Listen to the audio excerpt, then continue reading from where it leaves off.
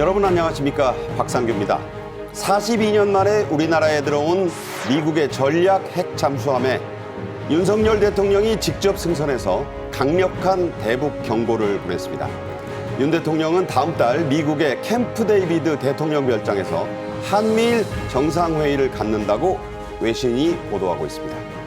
주한미군 이등병이 판문점 공동경비구역 JSA를 견학하다가 갑자기 월북했습니다. 북한에 구금돼 있는 것으로 알려진 이 미군 병사의 송환 문제가 북미 간 접촉의 고리가 될지 관심이 집중되고 있습니다. 육군 준장 출신의 문성묵 한국국가전략연구원 통일전략센터장 정호김 전 국회의원과 함께하겠습니다. 어서 오세요. 네, 안녕하십니까? 네, 말씀드린 대로 1981년 42년 만에 부산항에 들어온 미국의 전략 핵 잠수함 켄터키함 안에 윤 대통령이 외국 정상으로는 처음으로 들어갔습니다. 먼저 영상으로 보시죠.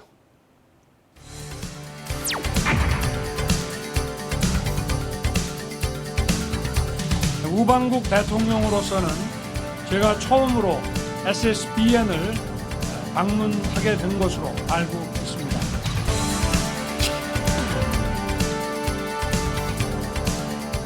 And I want to just state clearly that we believe the steps that we took today and that we will take in the future will go a long way towards making clear that our partnership is rock solid and that we are taking every possible step to ensure confidence in the nuclear, strategic, and military partnership between our two great countries.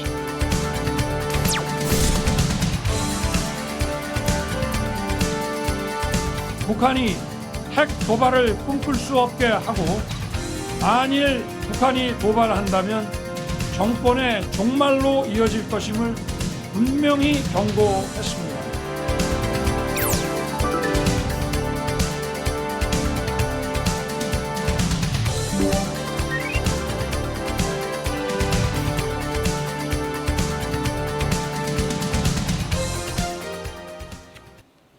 네, 이론적인 상황이긴 하지만 이 켄터키함에 실린 폭탄을 다 사용하면 북한 전체가 지구상에서 소멸된다는 얘기가 나옵니다.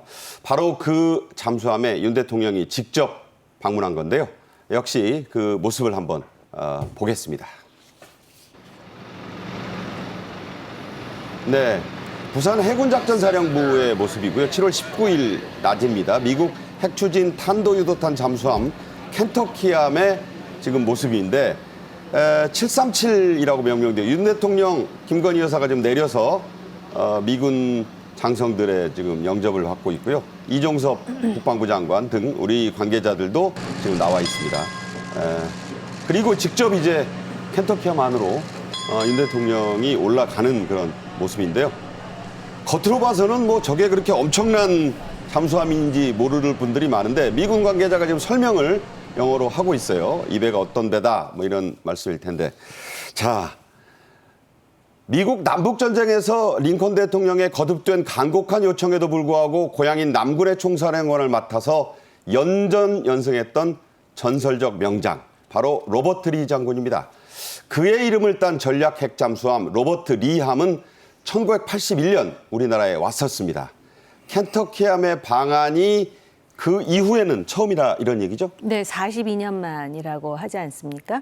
그 마지막으로 등장했던 로버트 리함이 1981년이면은 아마 레이건 정부 시절에 네. 그리고 전두환 대통령 때 그때 소위 이제 레이건, 전두환, 그다음에 낙가손의 야스히로, 그래서 론 네. 야스 해가지고 사실은 그때도 한미일 간의 어떤 군사적인 협력 관계가 굉장히 돈독했던 시점입니다. 네. 그 이후에 잠수함은 표면적으로는 나타나지는 않았지만 제가 알기로는 우리나라 바다 밑을 다녔던 것으로, 그런데 그것은 이제 미국의 자체적 정책 결정에 의해서 다녔던 것으로 지금 알려져 있습니다. 네. 근데 요번에 이렇게 부산에 기항하면서 켄터키 함의 웅장한 모습을 보여줬다라는 것은 정치적 군사적으로 많은 함의가 있다고 볼 수가 있습니다.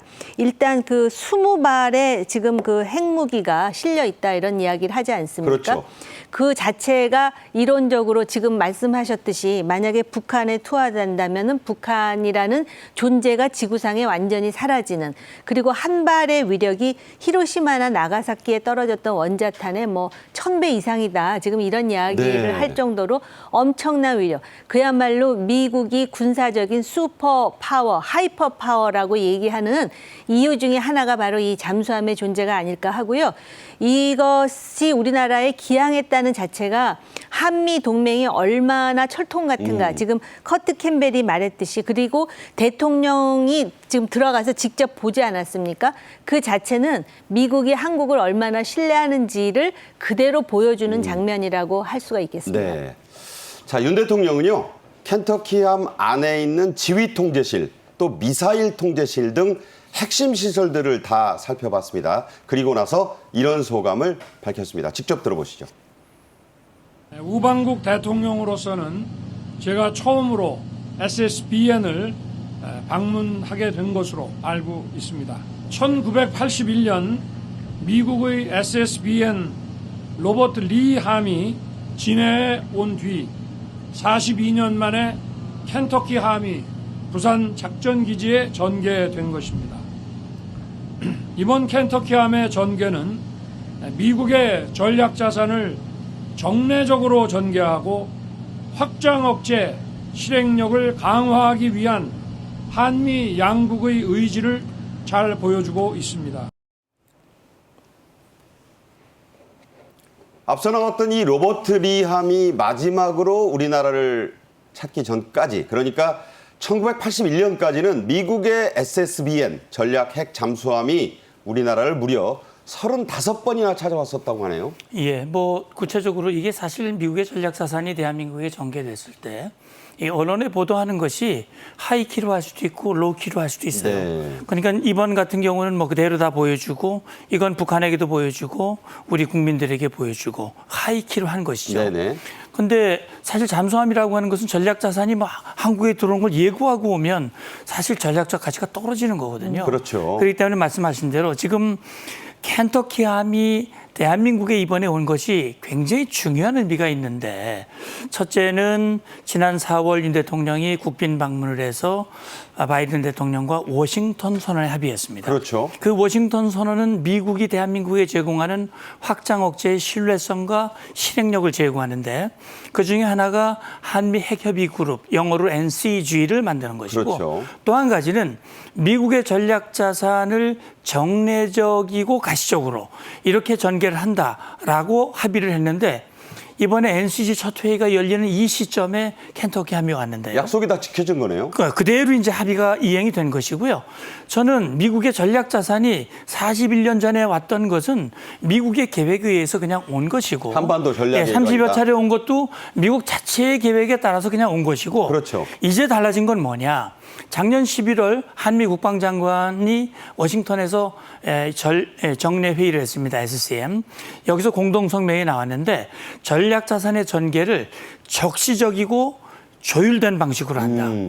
이 적시는 정말 필요할 때 즉각. 영어로 뭐 타임리겠죠. 타임리. 즉각하고 조율된 방식은 미국이 일방적으로 하는 게 아니고 한국의 의견을 적극 반영을 해서 하겠다라는 것입니다. 그렇죠. 이번 같은 경우도 한국과 협의해서 왔고, 그렇기 때문에 대통령이 방문을 해서 이곳에서 일일이 보고를 받고 점검을 하고 북한을 향한, 국민을 향한 메시지를 전했다고 봅니다. 네. 자, 우리 군의 통수권자가 바로 윤 대통령이죠. 윤 대통령은 이 미국 전략 무기에 탄 것이 의미가 여러 가지가 있어요. 우리나라 대통령으로서는 물론 역대 처음이고, 외국 정상이 이 미국 전략 자산에 탄 것도 역시 사상 최초라고 하는데 예. 이런 것이 갖는 의미는 어떤 걸까요? 그러니까 이 켄터키함이요, 뭐 일반 국민들은 그 뭐 잠수함 중에 하나 아닐까 이렇게 얘기할지 모르지만 미국의 켄터키함 수준이 오하이오급이라고 그러는데 네. 가장 큰 잠수함입니다. 이 덩치가 18,000톤이라고 얘기잖아요. 지금 내부 사진을 미 해군이 공개한 예, 겁니다. 공개한 겁니다. 이 공개 안 하거든요. 그러니까 미국 대통령에게는 동수권자니까 공개를 하지만 외국 정상에게 한 번도 공개한 적이 없는 거예요. 네. 그리고 사진까지 낸 것도. 예. 그러니까 윤 대통령이 이곳을 직접 방문해서 가장 보안이 유지되는 부분들을 다 돌아보고 또 브리핑을 받고 했단 말이죠. 네. 대통령이 갔다는 거는 사실 대통령은 국민을 대표하시는 거니까 우리 국민이 간 거나 다름이 없다. 대통령이 보시고 정말 이제는 안심이다라는 얘기를 했고 북한이 만약에 핵으로 공격한다면 북한 정권 종말이다라고 하는 것을 다시 한번 강력하게 얘기를 했는데 이게 18,000톤이면요. 우리가 가지고 있는 장보고3, 장보고함이 3,000톤입니다. 네. 몇 배입니까? 오. 예, 6배가 넘잖아요. 그렇네요. 크기만 6배. 해도요. 아까 SLBM이 20발이거든요. 20발인데 한 발만 가지고도 평양을 초토화시킬 수 있고요. 네.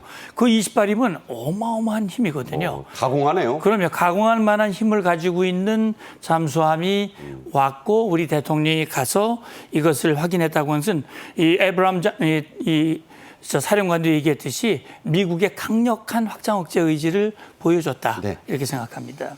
자, 윤 대통령을 수행한 미군 관계자 중에 한미연합사령관 폴 럭케머라 장군이 있습니다. 그는 켄터키함이 부산에 기항한 의미를 이렇게 밝혔습니다. This visit, the first of the SSBN to Korea in over 40 years, is a concrete demonstration of the United States' ironclad commitment to the Republic of Korea.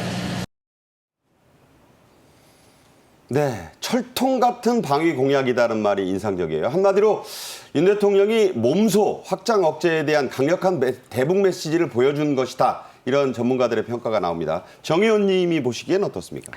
북한에 대한 가장 강력한 경고죠. 근데 이걸 이제 뒤집어 보면 북한의 핵 미사일 위협이 상당 수준에 도달했다라는 방증이기도 합니다. 그렇기 때문에 한미 동맹 속에 미국의 안보 공약이 이 정도로 강건하다라는 것을 보여줄 수밖에 없는 상황까지 왔다라는 네. 그런 해석이 가능하고요.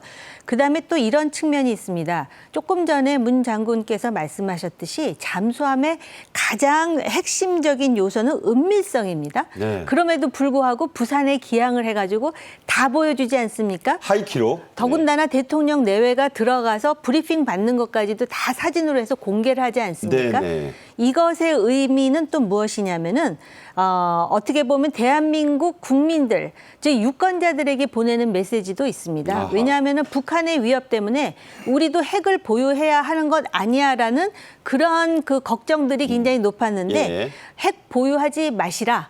비핵 원칙을 지켜달라라는 간접적인 메시지입니다. 그렇기 때문에 이 확장 억제라든지 또 뉴클리어 컨설터티브 그룹이라고 했고 NCG를 통해서 미국이 이러한 플랜을 통해서 기획이라든지 모든 정책 결정 과정에 한국을 포함시킬 뿐만 아니라 저런 잠수함이 들어오는 데 있어서도 적시적으로 조율된 방법으로 하고 있으니 네네. 그러니까 한국은 핵 보유와 관련해서는 꿈도 꾸지 말라라는 메시지도 해석적으로는 가능한 부분입니다.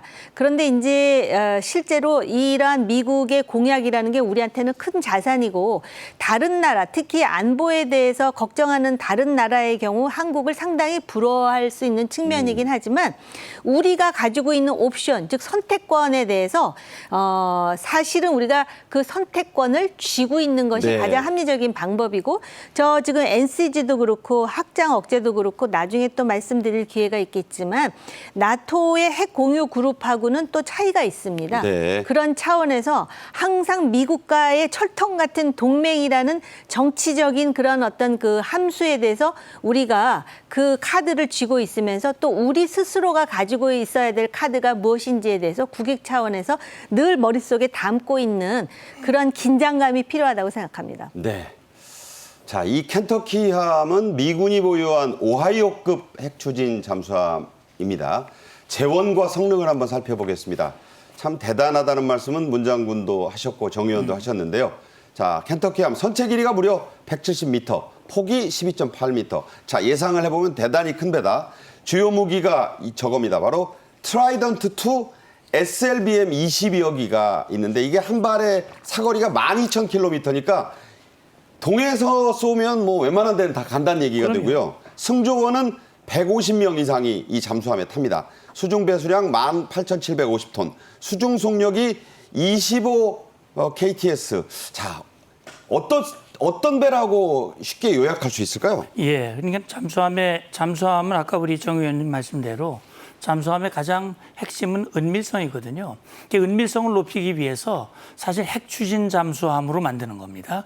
다시 말하면 우리는 디젤 잠수함밖에 없어요. 북한도 디젤 잠수함밖에 없습니다. 중국도 그렇잖아요. 예, 뭐 그렇죠. 그러니까 핵 추진 잠수함을 갖는다는 것은 그만큼 물 속에서 올라오지 않고 오랫동안 은밀하게 가기 때문에 상대방이 발견할 수가 없어요. 그래서 사실 핵 억제력에 있어서 이 제2 경력이라고 하는데 저게 핵 공격에서 살아남아서 다시 반격할 수 있는 힘이 네. 된다고 하는 점이거든요. 그래서 미국이 가지고 있는 이 오하이오급이라는 게 14척밖에 안 된다고 그래요. 네. 근데 그중에서도 SLBM, 다시 말하면 핵탄두를 장착한 잠수함 발사 탄도미사일을 발사할 수 있는 그 잠수함이 몇 개 안 됩니다. 그중에 하나가 바로 켄터키함입니다. 네. 그래서 이 켄터키함이 은밀하게 접근을 했다고 해서 북한이 결코 켄터키함의 접근을 알 수가 없는 겁니다. 네. 그리고 북한 핵무기를 개발했다 하더라도 여기에 실린 핵무기의 위력은 북한을 덮고도 남기 때문에 그래서 이 위력이 있다 이렇게 평가할 수 있는 겁니다. 바로 그 얘기를 좀 하겠습니다. 켄터키함에는 다양한 위력을 지닌 핵탄두가 많게는 14기까지 실려 있다고 하는데요. 2차 세계대전을 끝낸 히로시마와 나가사키 원폭의 1000배 이상이다. 참 짐작이 안 가네요. 사실 우리가 이제 히로시마나 나가사키의 핵 피해자들과 관련한 그런 위령탑이라든지 그 전시된 곳을 가보면 참혹하기 그지없습니다. 윤 대통령도 저번에 가지 않았습니까? 이것이 1945년에 그 투하된 것임에도 불구하고 그 일본인들의 피해를 보면은 정말 말로 형언할 수가 없거든요. 네. 그리고 이 원자탄의 가장 무서운 점은 그 엄청난 열로 투하되면서 순식간에 그 지역이 완전히 없어진다라는 것입니다. 네. 그리고 나서는 살아남은 사람이 물도 마실 수 없고 또 수십 년간 장기적으로 이 방사능 낙진과 관련된 피해를 입는 것인데 그거의 1000배라고 한다면 우리의 상상을 뛰어넘는 네. 수준입니다. 사실은 지금 지구상에 이런 위력적인 무기가 있다라는 것에 대해서 사실 북한의 위협 때문에 안도하기는 하지만 네. 어떻게 보면은 한반도가 아직까지도 지구상의 그 한국의 6.25가 아직 끝나지 않은 유일하게 남은 발화점이라고 할 정도 아닙니까? 그렇기 때문에 이 위력과 관련해 가지고 우리보다도 북한이 더 겁을 먹고 있지 않을까. 그래서 얼마 전에 북한이 그 탄도 미사일 발사 시험을 한 것이 부산에 기항한 켄터키함을 사정거리로 해서 발사를 한 그 자체는 자신들의 극한의 두려움을 이런 식으로 지금 표출한 것이다라고 봐도 과언이 아닙니다. 네. 자, 앞서도 얘기가 잠깐 나왔지만 켄터키함이 부산에 기항하기 바로 전날인 7월 18일에 한미 핵협의그룹 NCG 첫 회의가 용산의 대통령실에서 열렸습니다. 윤 대통령이 여기에 직접 참석해서 이런 발언을 했습니다. 제1차 한미 핵협의그룹 회의는 강력하고 실효적인 한미 확장 억제를 구축하는 중요한 출발점이 될 것입니다. 핵 기반의 새로운 패러다임으로 업그레이드된 한미 동맹을 통해 북한의 핵과 미사일 위협을 원천적으로 봉쇄하기 위한 실체적인 노력들을 전개해 나갈 것입니다. 갔다 왔으니까. 한미 두 나라는 이날 NCG 회의에서 5가지 분야로 크게 나눠서 합의를 이뤘습니다. 자, 한번 하나하나 짚어보도록 하겠습니다. 주로 어떤 분야에서 합의가 이루어졌습니까? 예, 이번 이제 첫 회의거든요. 굉장히 중요한 의미를 가지고 있습니다. 그런데 첫 번째는 기획과 핵 폐쇄에 대한 검토 그랬는데 사실 전반적으로 미국이 한국에 제공하는 확장 억제를 어떻게 해나갈 것인가 하는 게 기획이 중요한 거거든요. 네. 이걸 이제 검토하고 두 번째는 핵작전 시 미국의 핵자산과 미국은 핵자산, 우리는 비핵자산 네. 이런 것들을 어떻게 합쳐서 같이 작전할 것인가 하는 문제 이걸 구체화해 나가자 하는 것이고요. 세 번째는 미국의 핵 전략 자산을 한국에 어떻게 어느 시점에 어떤 절차로 어떻게 배치하고 이동할 것인가 이런 것들을 이제 함께 논의하고 위기 관리를 어떻게 해나갈 것인가. 그리고 마지막 다섯 번째는 핵 실전 능력을 어떻게 보강할 것인가 이런 것들이 이제 주로 합의가 됐습니다. 이번에 첫 번째 회의였기 때문에 앞으로 이걸 정보를 공유하고 또 협의를 어떻게 해나갈 것인가 메커니즘 이런 것들을 앞으로 계속 발전시켜 나갈 것이라고 봅니다. 네. 자, 한미 대표단은 이 회의를 마친 뒤에 공동 언론 발표문을 냈습니다. 자, 이 내용을 보면은요. 눈에 띄는 대목은 바로 북한의 위협에 강력히 대응하겠다는 입장입니다. NCG는 한미동맹 강화와 대응태세를 지속적으로 운영할 것이다. 한국에 대한 북한의 핵공격은 즉각적, 압도적, 결정적 대응에 직면하게 될 것이다. 자, 정 의원님, 저 세 단어가 좀 눈에 들어옵니다. 네.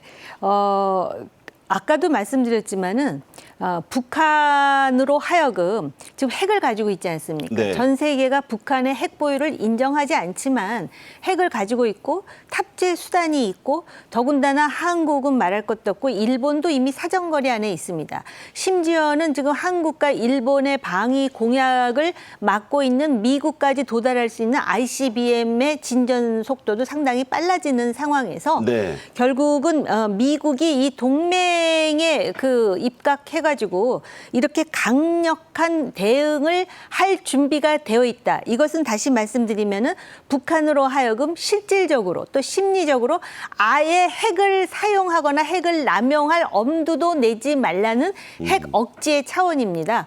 그런 차원에서 이번에 이제 그 공동 언론 발표문이 나왔다라고 생각을 하고요. 네네. 그러면서 이제 이런 얘기를 하거든요. 핵 무장이 필요 없는 확장 억제 체제를 구축한다. 여기서 말하는 핵무장은 아마 한국의 핵무장을 말하는 그렇죠. 것 같아요. 전술핵 문제라든가. 예, 이걸 또 돌려 말하면 무슨 뜻이냐? 미국도 한국이 마음만 먹으면 핵무기를 만들 수 있는 잠재력이 있다라는 것을 인정하고 있다. 인식하고 있는 네. 거예요. 그렇기 때문에 한국도 우리가 마음만 먹으면 할 수 있지만 국제사회의 평화와 원자력의 평화적인 이용과 한반도의 평화를 위해서 미국과의 동맹을 믿어보겠어. 그러나 이 동맹이 여의치 못하고 지금 잠시 기항하는 거하고 여기다 핵무기를 갖다 놓는 거는 더 잘하시겠지만은 기본적으로 다른 겁니다. 그렇죠. 네. 그렇기 때문에 앞으로 핵 확장 억제 그리고 NCG를 어떤 식으로 진전시키느냐 이거는 한국의 군사 담당자들 정책 결정자들의 실력과 의지에 달려 있다 이렇게 보여집니다. 네. 자, 이런 일련의 움직임들에 크게 불편함을 느꼈다고 봐야 할까요? 북한은 7월 19일 새벽에 동해 쪽으로 단거리 탄도미사일 이른바 SRBM 2발을 발사했습니다. 자, 어떤 메시지를 보여주고자 했던 걸까요? 예, 그러니까 뭐 북한이 여러 차례 예고를 했었습니다. NCG, 한미 핵협의 그룹이라든지 또 미국의 전략자산의 전개에 대해서 좌시하지 않겠다. 강력한 그런 대응을 하겠다라고 예고를 했는데 저도 어떤 방식으로 북한이 나올 것인가 궁금했었는데 새벽 시간에 쐈습니다. 네. 그다음에 SRBM 사거리가 550km입니다. 네. 순안 일대에서 쐈는데 520km를 동해에서 이렇게 돌려보면 딱 잠수함이 전개된 거기하고 일치되는 거리입니다. 공교롭지만 부산에 가서 닿는다 그래요? 그렇습니다. 그 네. 거리가 딱 그 거리고요. 고도도 50km밖에 안 돼요. 평소보다 낮아요. 그러니까 옆으로 상당히 여기서 변칙 기동을 했다는 얘기죠. 네네. 변칙 기동을 하면서 한미의 요격을 회피하기 위한. 그러니까 북한은 야간에 우리의 요격을 회피해서 미국의 전략 자산을 타격할 수 있는 능력이 있다라고 네. 하는 것을 보여주고 싶은 건데 사실은 그 SRBM 북한판 이스칸데르의 미국 잠수함이 맞을 정도로 그렇게 되지는 않거든요. 네네. 그러나 북한으로서는 어떻게든 대응을 해야 된다. 그런 차원에서 대응을 했다고 생각이 되고요. 어쨌든 제가 볼 때는요. 북한은 앞으로도 이걸 시비를 걸면서 SRBM으로 끝나는 것이 아니라 추가적인 도발할 가능성이 충분히 있다고 봅니다. 네. 자, 이런 와중에 또 황당한 사건이 JSA 판문점에서 일어났습니다. 다음은 그 소식인데요. 한 미국인 병사가 갑자기 월북을 했다는 소식입니다. 이등병인데 판문점 공동경비구역이죠. JSA를 통해 월북을 했습니다. 어떻게 된 건지 또 과거의 월북 사례는 어땠었는지 알아보겠습니다. 먼저 영상으로 보겠습니다.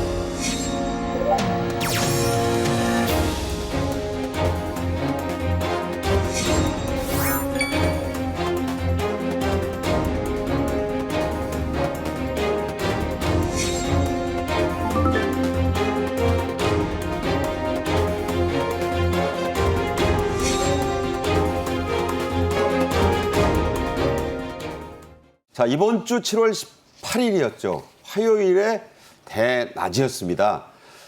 미국 강제 송환을 앞두고 있었다던 미군 병사 판문점을 또 견학을 했어요. 그런데 이 사람이 갑자기 북으로 넘어갔다고 합니다. 자, 이거 어떻게 된 겁니까?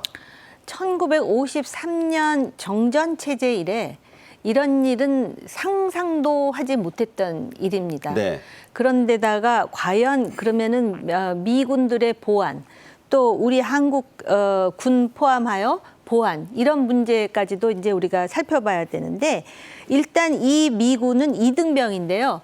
원래 군대에 들어와서 지금 그 2등병 이상, 1등병은 돼야 되는데 워낙 문제가 좀 많았던 군인이었고 한국에 들어와 갖고 마포에서 한국인을 폭행해가지고 그래가지고 그 한국 감옥에도 예. 또 한 40일 정도 있었습니다. 근데 풀려나가지고선 추가 징계를 받아야 되기 때문에 미국 텍사스를 향하는 중 예, 포트블리스라는 네. 게 군용무소로 가는 중이었다는 공항 거예요. 게이트에서 갑자기 사라집니다. 그러고? 그러다가 갑자기 JSA 견학단에 포함이 됩니다. 저게 흑막이 좀 있어요. 어떻게 저럴 수 있지 하는 생각이 듭니다. 그래서 거기 JSA까지 가가지고선 그 소위 이제 설명을 들었을 거 아닙니까? 근데 갑자기 여기저기 뛰어다니면서 하하 웃더니 그래서 거기 같이 그 견학을 갔던 사람은 저 사람이 혹시 틱톡을 찍나 할 정도로 이상했다고 합니다. 무슨 뭐 블로그 영상 찍나? 그렇습니다. 네. 그래가지고선 갑자기 그러다가 북쪽으로 그냥 월북을 해버려가지고 다들 그냥 황당한 그런 상황입니다.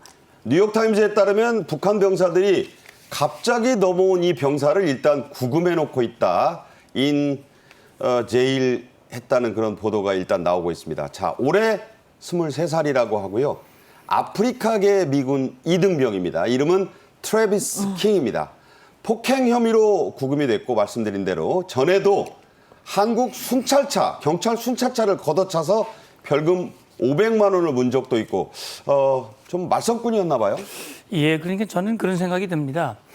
지금 뭐 우리 주한미군 카츄샤에 근무하는 사람도 있고 우리 앵커님도 아마 과거에 근무하신 걸로 알고 저도 있는데. 미군 부대에 있었습니다. 예, 그러니까 사실 보면 우리 대한민국 우리 병사들이 수준이 높아요. 자, 한번 근데 지금 이 보면- 상황을 보면요. 예. 외신은 워싱턴 포스트, 뉴욕타임즈, 로이터, 월스트리트저널을 합친 겁니다. 트래비스 킹 23살 프라이빗 2라고 하는 이등병입니다. 미 육군의 공식 발표고요. 자, 넘어간 루트가 서울에서부터 판문점으로 갔다가 지금 해서 평양으로 가 있지 않느냐라는 얘기를 합니다. 예, 아마 그럴 겁니다. 왜냐하면 실제 판문점에서 이제 이 병사를 이 신변을 이제 확보를 했을 거고 조사를 위해서는 거기서는 하기 어렵거든요. 평양으로 가서 네. 실제 통역을 대가지고 이제 자, 조사를 할 사진이 겁니다. 나오고 있어요. 네.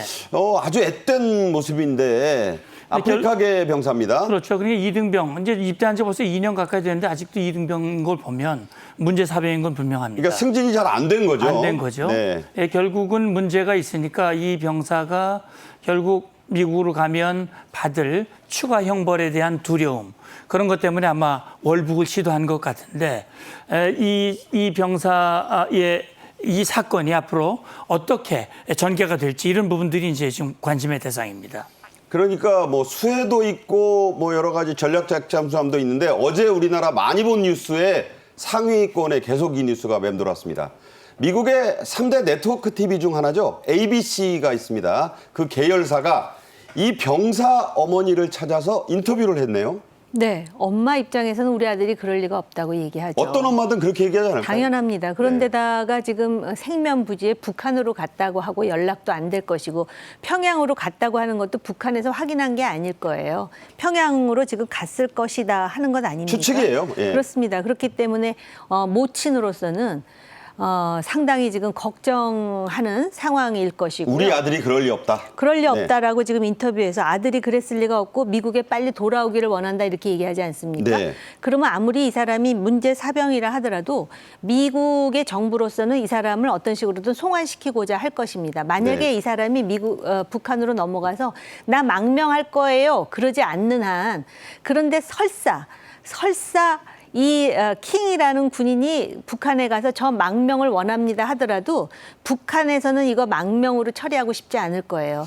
이 정치적 망명이 요건이 까다롭지 않습니까? 아니 요건이 까다롭고 이런 걸 떠나서 지금 가뜩이나 미국과의 관계에서 어떤 식으로든 활로를 모색하고자 지금 머리를 돌리고 있었던 찰나에 저 킹이라는 사람이 스스로 자기 발로 북한에 들어온 걸 이걸 어떻게 요리를 할까 네. 거의 월척 수준이라고 생각할지도 모릅니다. 그럴 수 있죠. 북한의 정책 결정자들의 그 인식과 사고 방식을 보면은 충분히 그럴 수 있습니다. 그래서 이 사람을 인질로 해가지고 미국과 어떤 식으로든 거래하고 싶어 할 것 같습니다. 네. 그렇기 때문에 본인이 나 북한에서 살래요 그래도 북한 당국 입장에서는 그렇게 말하지 않고 자 송환시킬 테니 어디 조건 내놔봐라고 말할 가능성이 저는 개인적인 생각이지만 있다고 보고요. 아직까지 북한에서 아무 지금 그 언급이 없다라는 거는 아직까지도 지금 머리를 굴리고 있는 중이다 이렇게 생각이 듭니다. 계산기를 계속 지금 두드리고 있지 않느냐 그런 말씀이에요. 이 킹 이등병 미국으로 가기 위해 앞서 말씀드렸습니다만 공항까지 가서 대기를 했던 상태라고 확인이 되고 있습니다. 그런데 어떻게 갑자기 판문점 JSA 견학을 하게 된 거냐. 미군 수사당국이 지금 조사를 하고 있답니다. 이게 어떻게 가능한 거냐. 자, 같이 견학을 했던 목격자 중에 한 사람. 당시 이 킹 이등병이 하하하 웃으면서 여기저기 뛰어다니다가 넘어갔다. 그래서 이제 저 사람 무슨 틱톡 영상 찍거나 뭐 유튜브 영상 찍는 거 아니냐 이렇게 생각한 사람도 있었다고 하네요. 아마 넘어가는 것을 기만하기 위해서 그런 행동을 했을 가능성이 있습니다. 이상한 모습을 보이지 않고 그냥 그런 모습을 해서 주의를 좀 산만하게 한 상태에서 뛰어갔는데 지금 뭐 JSA 저도 얼마 전에 다녀왔습니다만 네. 실제 이제 과거와 다른 점이 뭐냐면 2018년 이전에는 말이죠. 우리 측이 투어를 하면 지금 이 우리 경비병하고 북측 경비병들이 나란히 와서 서 있었고요. 네. 무장 상태였습니다. 그래서 과거에 오총성 북측 탈북 우리 쪽으로 넘어오는 병사에 대해서 북측이 총격을 한 적이 있지 그때 않습니까? 막 총 맞고 그랬잖아요. 그런데요. 2018년 이후 JSA의 비무장화가 합의되면서 지금 병사들이 총기가 없습니다. 네. 넘어가도 제지할 방법이 없어요. 아하. 그리고 실제 보면 그 T2, T3 임시 건물, 파란색 건물 그 사이에 보면 지금 과거에 그 김정은이 넘어왔던 그 군사분기사 그 얘기 조금 이따 이제 하겠습니다. 예. 어쨌든 뭐 그냥 웃으면서 뛰어 넘어가면 우리 군사분께서는 우리가 넘어가서 잡을 수가 없기 때문에 네. 그냥 넘어간 거예요. 지금 봤을 때는요. 자, 유엔사는요. 갑자기 돌발 사태에 당황한 것 같습니다. 일주일에 4번씩 해오던 JSA 견학 프로그램 취소했고 판문점 여러 행사도 잇따라 취소를 했다고 하네요. 지금 이 유엔사가 뭐 당혹해하는 거는 둘째 치고요. 어떻게 징계를 받기 위해서 공항의 게이트 앞까지 간 미군이 스스로 몰래 빠져나왔다는 거 아니에요? 그러면은 그 미군을 호송했던 또 다른 미군들이 있을 거 아닙니까? 그렇죠, 당연히. 그 사람들은 도대체 어떻게 한 것이며 완전히 근무 그다음에 태만이죠. 우리 공항의 또 보안 상태는 어떤 것인지 지금 여러 가지 의문점을 제기하고요.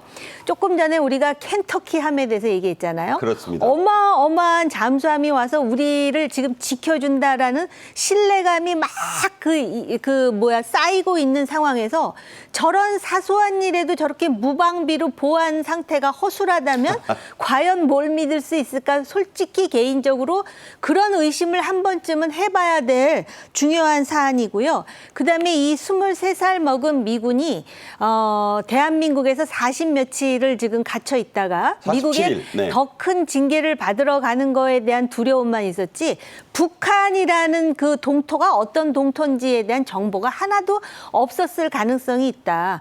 그래서 마치도 자기 깐에는 작전을 쓴다고 웃는 것처럼 여기저기 뛰어다니다가 넘어간 게 아닌가. 미국 사람들이 의외로 우리 한국, 특히 노스코리아에 대해서 잘 모릅니다. 네. 자, 이 킹 이등병 북한에 구금돼 있는데 어딘지는 확인이 되고 있지 않습니다. 아직 그 평양으로 안 갔다는 말도 있고 탈북 외교관 출신이죠. 태영호 의원이 아마도 그가 있는 곳 지옥 같을 것이다 이런 말을 또 해서 화제가 됐어요. 당연할 겁니다. 뭐 저도 평양에도 가보고 여러 차례 북한에 가봤지만 북한에 가면 휴대폰을 쓸 수가 없습니다. 모든 게 다 갇혀 있죠. 그리고 행동의 자, 자유가 저기 전혀 나오는 거 없습니다. 보니 태영호 의원이 네. 지옥의 불시착이 시작될 그렇죠, 것이다. 이 말이 그렇죠. 그 유명한 드라마 사랑의 불시착을 빗댄 거예요. 네. 예. 그러니까 이 킹 이등병은 북한에 가면 정말 처벌도 피하고 뭔가 자유로운 생활이 그래도 덜 힘든 그런 상황이라고 생각했겠지만 가는 순간 이거 내가 잘못 선택했구나.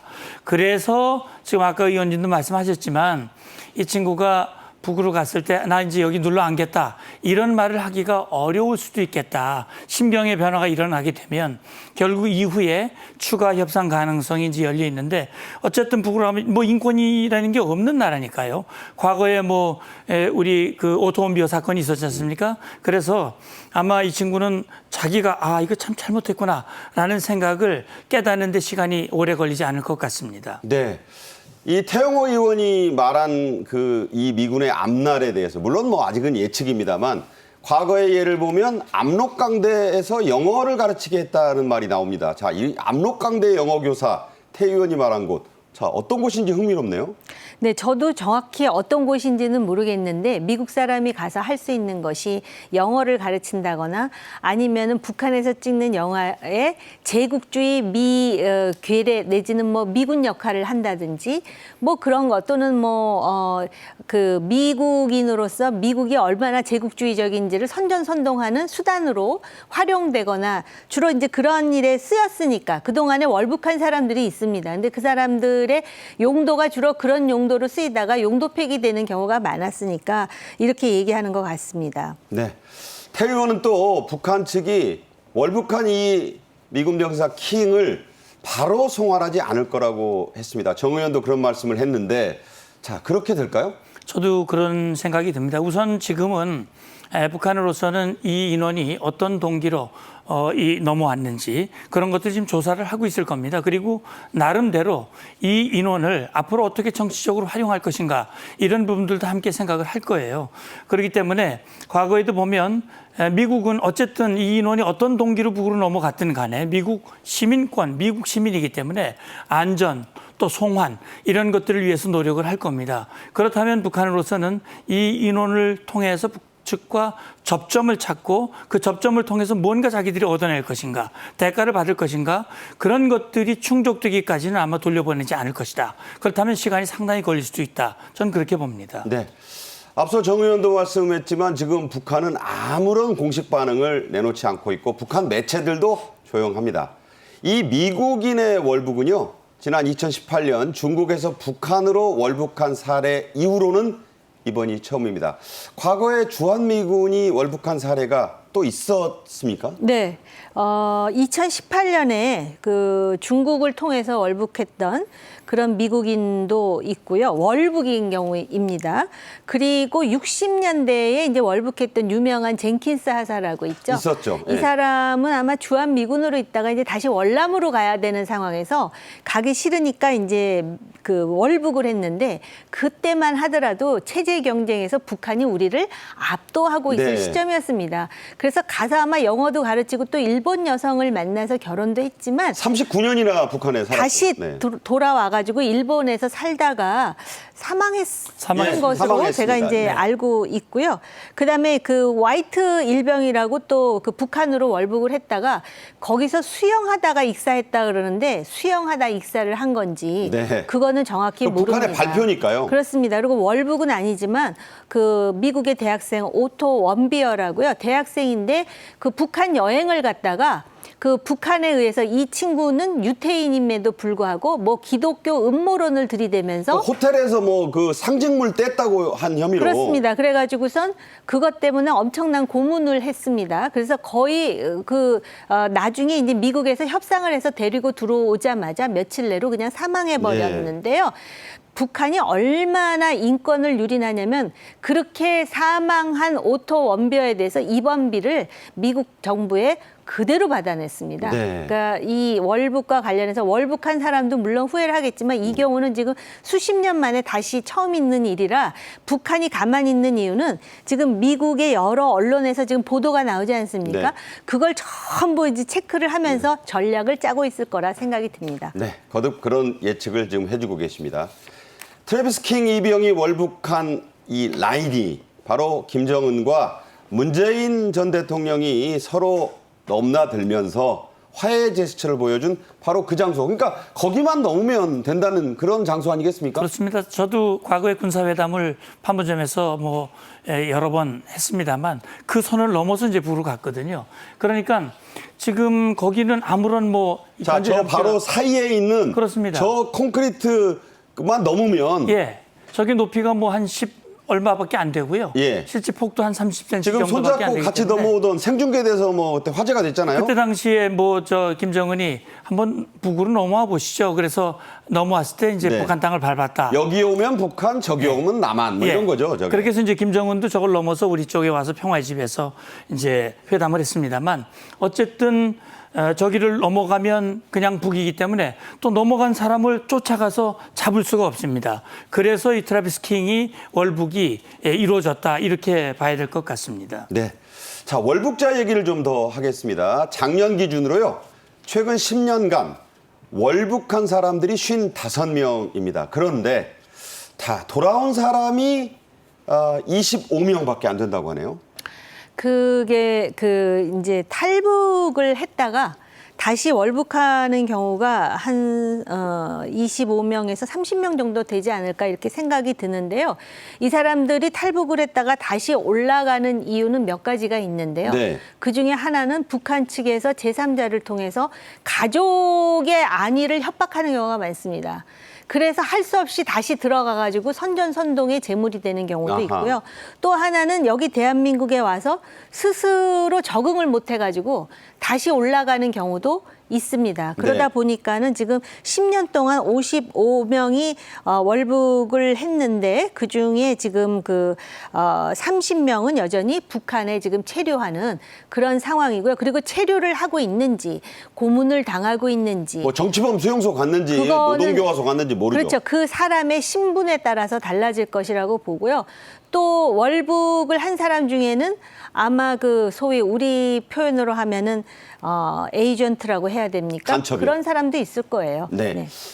자, 이렇게 월북한 55명 가운데 29명이 탈북민입니다. 그러니까 북한이 싫어서 여러 이유로 월남을 했었다가 그중에 29명인 다시 돌아갔다 이런 얘기인데 자, 저렇게 많은 원인은 어떻게 분석이 지금 되고 있나요? 예, 그런데 어차피 남과 북의 체제가 다르지 않습니까? 근데 저는요, 넘어오신 분들 이렇게 얘기를 나눠보면 원래부터 대한민국을 겨냥해서 탈북을 한 건 아니고 경제적 문제 때문에 이제 탈북을 했다가 여러 가지 이유로 이제 북으로 들어갈 이 타이밍을 놓치고 그렇게 해서 또는 설득에 의해서 한국에 왔는데 네. 와 보니까 이게 뭐 북에서는 그래도 뭐 나름 과거에는 뭐 배급도 있었고 그랬는데 여기는 자기가 노력하지 않으면 먹을 수가 없거든요. 그러니까 이 사회 적응에 어려움을 겪는 사람들이 꽤 있고 네. 말씀하신 대로 북에 온 가족들에 대한 그리움도 있습니다.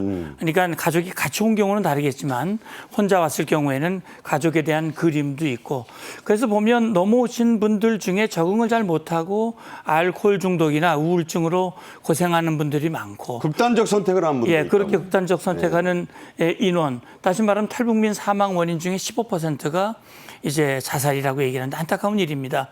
가장 중요한 것은 이분들이 와서 행복하게 사는 것이 작은 통일이라고 보지 않습니까? 네네. 지금 정부도 탈북민에 대한 각별한 관리, 지원, 여기에 힘을 쏟는 이유도 거기 있다고 생각합니다. 네.